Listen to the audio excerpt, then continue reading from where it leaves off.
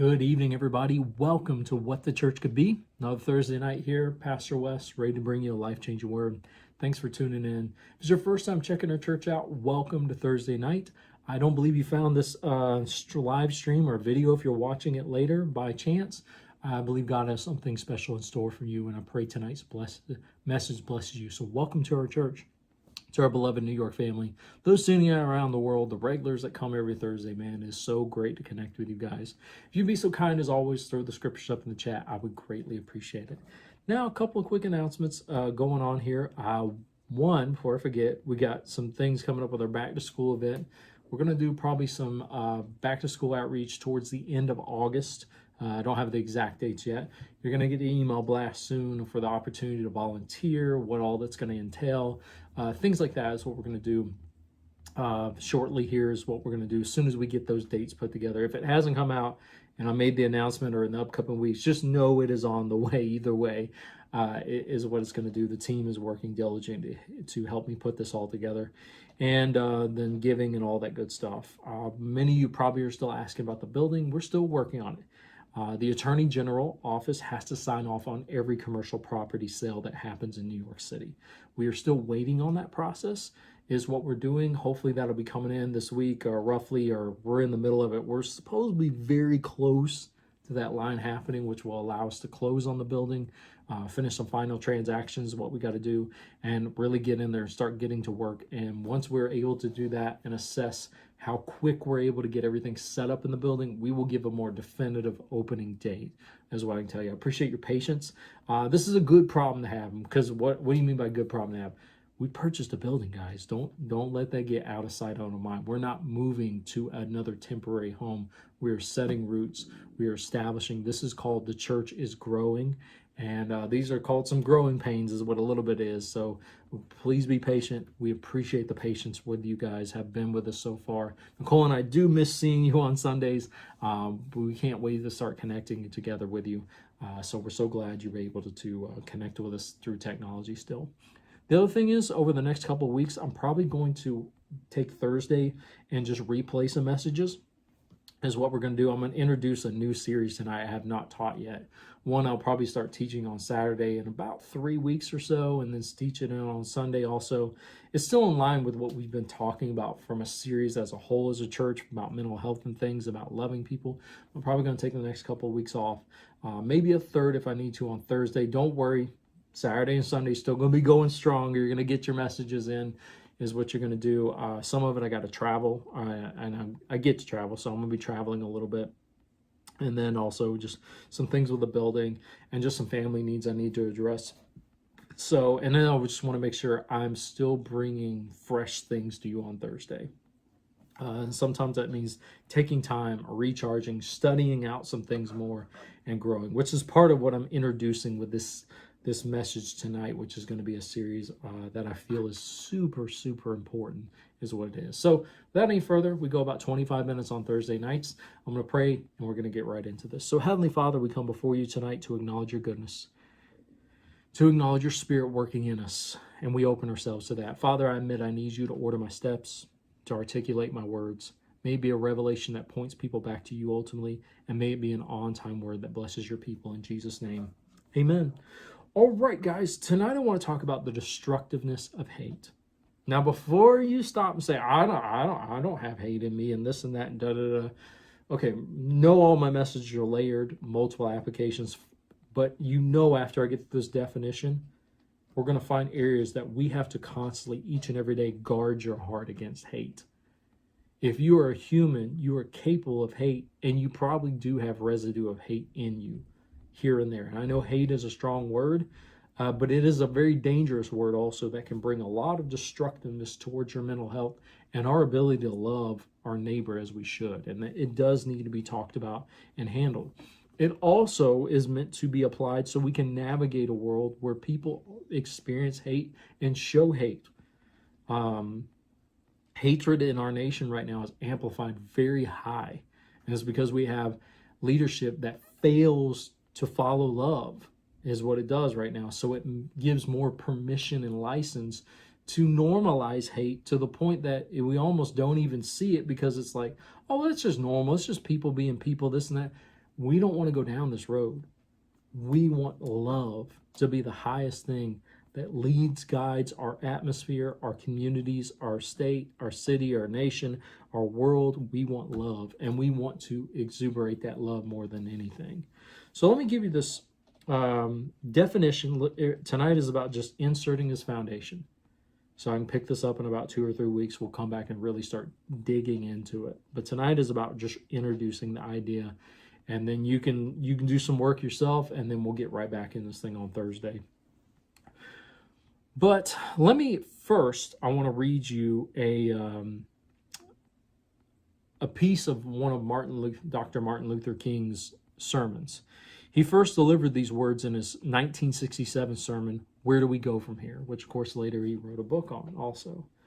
I want to read you this, though. He said, MLK said, "And I say to you, I have also decided to stick with love, for I know that love is ultimately the only answer to humankind's problems. I am going to talk about it everywhere I go. I know it isn't popular to talk about in some circles today, and I'm not talking about emotional bosh when I talk about love. I'm talking about a strong, demanding love. For I have seen too much hate, and I say to myself that hate is too great a burden to bear. I have decided to love. If you are seeking the highest good, I think you can find it through love. And the beautiful thing is, we weren't moving wrong when we do it, because John was right." He's referring to the Gospel of John, 1 John actually. John was right. God is love, and he who hates does not know God. But he who loves has the key that unlocks the door to the meaning of ultimate reality. I read you this to emphasize this about love, that I like he said. He's not talking about emotional bosh when he talks about love. He's talking about a strong and demanding love. Love is not passive. Love is not saying, well, it's okay. You're just behaving the way you're behaving. Love is an act of force. And I'm not talking about deal with sin, deal with sin, deal with sin. I'm not talking about that religious junk. And I'm starting to get more adamant about that because we've been teaching on it so long. It's about love doesn't passively let people go about hating. It is one thing to be, hey, I'm not going to be a person of hate, versus to be anti-hate. That doesn't mean we have to be anti-human, but we should be in a state of anti-hate, which leads us to, like, I'm anti-bigotry. I'm anti-racism. I'm anti-sexual abuse and domestic violence and rape and child trafficking and those things. I'm anti those things. I'm not just, oh, I don't like those things and I don't do those things. I am actively pursuing a world that is empty of those things and filled with love in its place. So we don't want to get this quietness of, well, Jesus is going to come back, so it doesn't matter anyways. We'll just, take care of ourselves and wait for him to come back and tell people about the good news. No, it actively pursues justice and ending people's suffering, or at least easing that suffering. It actively pursues acknowledging equality, equity, and dignity, and, just affirming people is what their humanity is, what it is. And it actively searches out to strip out systems that harm humanity instead of building humanity. So it's not this passive thing. Let me give you the definition of hate. Hate is an intense emotion of extreme dislike, hostility, and aversion. It typically stems from fear, anger, and a sense of injury or unchecked bias. While broad in general use, in legal context, it frequently denotes bias or prejudice against protected groups. Now, I'm going to give you,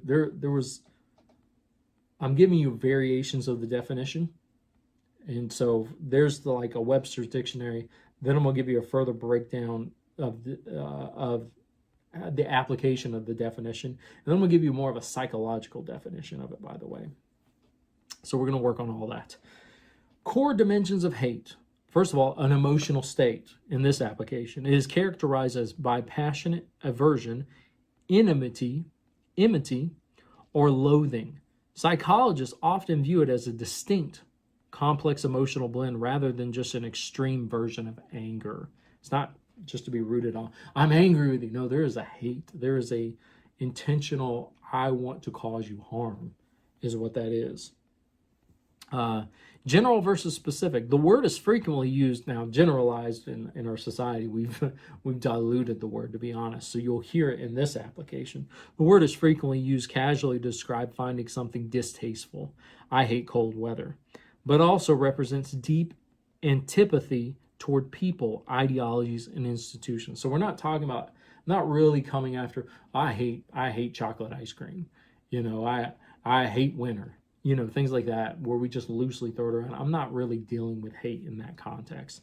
I'm talking about what is the root we teach in our church? Love your neighbor, and hatred violates loving your neighbor, is what that is.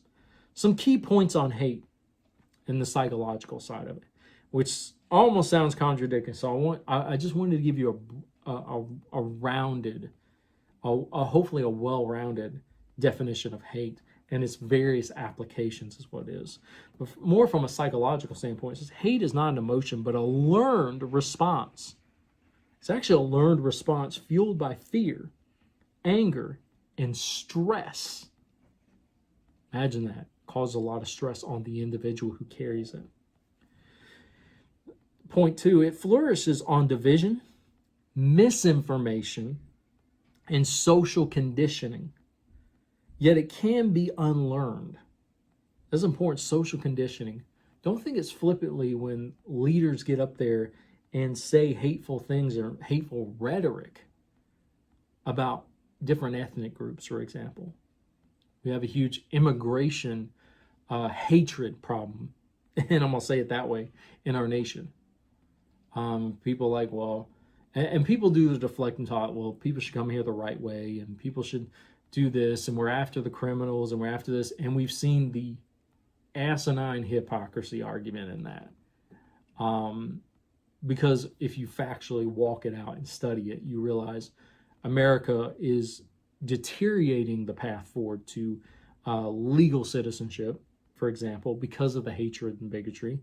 And it also is targeting, it is coming more and more evident, it is targeting people of certain ethnic backgrounds, particularly south of the border, is more what it is. And it is dehumanizing them and treating them in a very inhumane way that says, you're not even worth dignity, so we're going to kill you, which we've literally had murder happen in this from federal agents and things like that. You're getting political, Pastor. This isn't a political talk. This is human rights.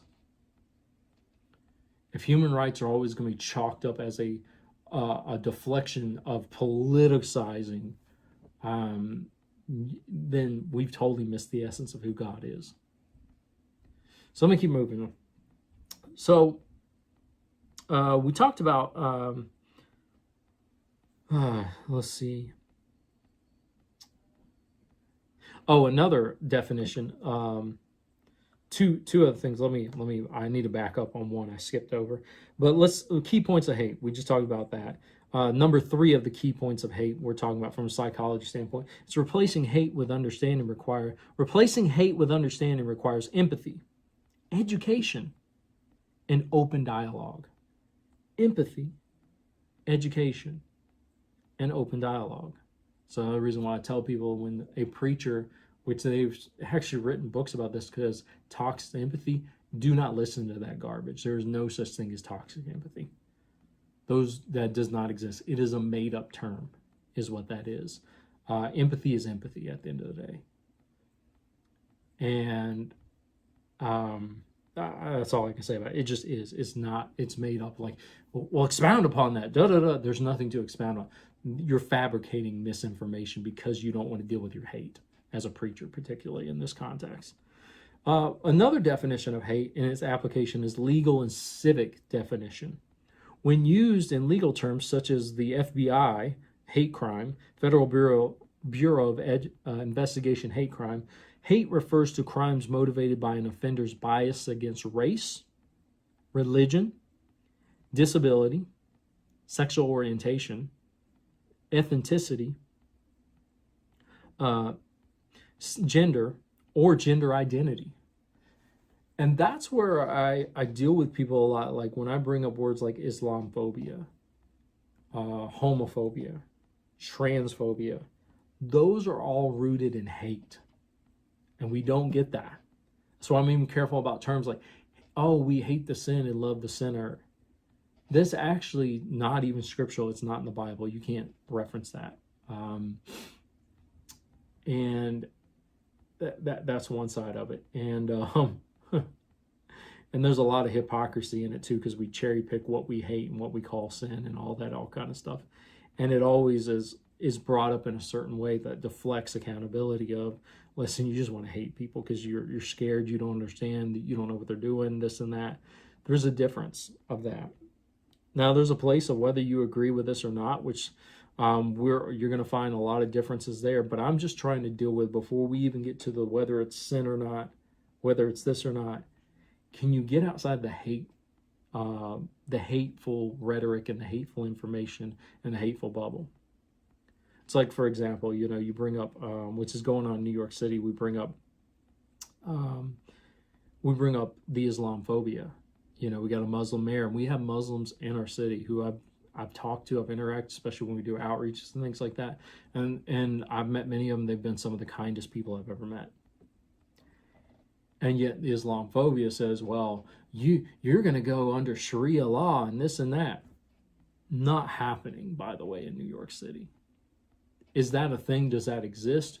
It does in certain places. I get where you get it, but you take it and you apply it here where there is no facts, where there is no evidence of any of that going on. So you're taking a stereotype and you're slandering people for it. And also what generates eventually, what hate does, it generates violence. And there has been threats and violence towards the Muslim community because of that. What about Jews? What about this? Every group gets included, but I'm trying to deal with some of the ones that are really spiking a lot more right now is what's happening. And it's not and we can walk, talk, and chew bubblegum all at the same time. More than one thing can be true. We can notice one group is going through that without diminishing another group's suffering. All that applies, by the way, in this. One thing that gets said about when I bring up homophobia and transphobia, it is said, well, they're coming for your kids. When the evidence and the criminal facts show that's not true. When the church brings that up and cherry picks and creates a boogeyman out of that because they hate people. Let's just be real. And the reason why I know that, because someone who works in the field, someone who has to be a watcher over our own church and our own kids, is some of the leading child molestation situations that happen is amongst preachers, priests. It's not just the Catholics, by the way. They got their own mess to deal with that they don't want to acknowledge either. But it's not just them either in church world. It's our own priest. It's youth pastors going out. And these are straight white male, and not only white male, but straight, particularly and the reason I bring up straight male, because in that group of segment of white evangelical that I come from, they're the ones that scream the loudest about it typically, yet don't look in the mirror with their own sexual abuse. And a hit dog hollers the loudest, as they say in the South, the country. That's what I mean when I talk about phobia. It's rooted in hate instead of reality, is what it is. Now, if we can come to a place of reality and facts about certain things, of course, we'll deal with that. And there's a place for that. At the end of the day, our church is about the protection for, because don't get me wrong and twisted, we have safety protocols and all the protection of sexual predators in any form, in any shape to our kids. And we believe in the solidarity as a church to protect that and protect our kids no matter what, and no matter where and who it's coming from. I'm just saying, we're so busy fixated on a group that has the lowest percent, we say has the highest percentage, but factually has the lowest percentage of it, that we actually end up ignoring the group of people that actually has the higher percentage of sexual predatory. And so I don't want to take my eye off the ball with rhetoric and with non-factual information that is rooted in hate and miss the real wolf at the door kind of deal when we talk about that, when it comes to our kids and things like that. So we are definitely in solidarity at our church about making sure we protect our kids no matter what when you hear this stuff. So, but we have to also be factual when we come to that. If we're gonna really protect our kids, let's look at where it's really happening. So the consequences of hate, what it costs us. Let me give you a definition on that. Some things right there. Oh man, I barely got anywhere on this tonight. The consequences of hate, what it costs us. Because you're like, you're going to get scripture. I'm setting this up in a very strategic way. You guys know how I am. Those are with me long term. The consequence of hate, what it costs us. Hate is destructive. So I want you to get into why we want to be guards on our own hearts to make sure hate doesn't get in us. The consequence of hate, what it costs us. Hate is destructive, not just to its targets, but also to those who hold it. It consumes energy, distorts reality, which we just talked a lot about that, and fosters resentment. Research shows that people who cling to hate experience higher levels of stress, anxiety, and even physical health issues. Hate undermines mental and emotional well-being. On a larger scale, we talked about the individual experience. Let's talk about on the community in a larger scale. On a larger scale, hate causes social division, it tears families apart, fuels political and racial tensions, and makes it nearly impossible for societies to progress together. Hate-driven violence, including hate crimes, terrorism, and genocide, ugly word to bring up right now, but let's just be real, it's happening, has tragically shaped history, demonstrating that unchecked hatred leads to devastating consequences. However, if hate is learned, it can also be unlearned. The cycle is not inevitable. I hope you hear that. That's the reason I'm talking about it. So to empower us to be free from it and to help others be free from it. A negative attitude towards others, if not addressed, can impact your mental health and physical well-being. Potential effects may include the following. Here's some following ramifications for hate. It's like, why do I not want to hate? Let's talk about how it really affects us and breaks us down. There's consequences to hate. Lack of close relationships. Didn't say lack of relationships. Lack of close relationships. Excuse me, guys. Sorry about that. Lack of close relationships. It didn't say lack of close relationships. Nobody's going to want intimate with you. Nobody's going to be vulnerable in front of you. You're not going to get close proximity to people if you're full of hate all the time. Heightened stress. Hate stresses you the heck out. That's why I read what MLK said. It is too great of a burden to carry. Why? Because your body was not built to carry hate. It was built to carry love. Mood swings. Wow, imagine that. Hatred can cause mood swings. Social isolation causes isolation. And realize all these can lead to, they go and they go and they go, because what does hatred do? It feeds on fear. It feeds on hurt. And then what eventually happens, you want to go project that fear, that hate into fear, into other people, make other people afraid of you and afraid of other people. And then you want to also make them feed on hate and fears. What you want other people to feel, and hurt. That was the other word I was looking for. You hate, which leads to violence. So you want to use that violence to make people afraid and to hurt people because you're fearful, you're hateful, and you're hurt. And it just becomes a cycle of back and forth, back and forth, back and forth. Social isolation. These are symptoms of it, though. Feelings of sadness, loneliness, or hopelessness. Mental health concerns, which create, we already talked about anxiety and depression, so it can create mental health dysfunctional issues in your life. Therapy can help address these feelings in a constructive and scientifically supported way. And then I, as a pastor, can support you alongside with that in a spiritual way. And don't think therapists are incapable of that. There's very spiritual therapists out there that respect your faith and everything else and show how they all go together. But a reason I don't always bring that up, I don't want you to go to a religious therapist, because religious therapists can sometimes diminish some of the therapeutic tools that can really work in your life really well, because the religion gets in the way. So hate is based in an issue of power and control. Here's another expression of it, by the way. Hate is based in a issue of power and control. More systemic definition speaking, this is more of a systemic thing. You think, imagine, which we have this going on in our nation right now, hateful people getting in positions of power to create hateful legislation, hateful systems, hateful driven companies, and hateful programs, and so on and so on and so on. And we wonder why, it eventually spills over, and now people are getting oppressed, people are getting hurt, people are getting injured, people are getting their rights stripped away, people are being, their dignity is being stripped from them because hateful people get in power, and we don't want that.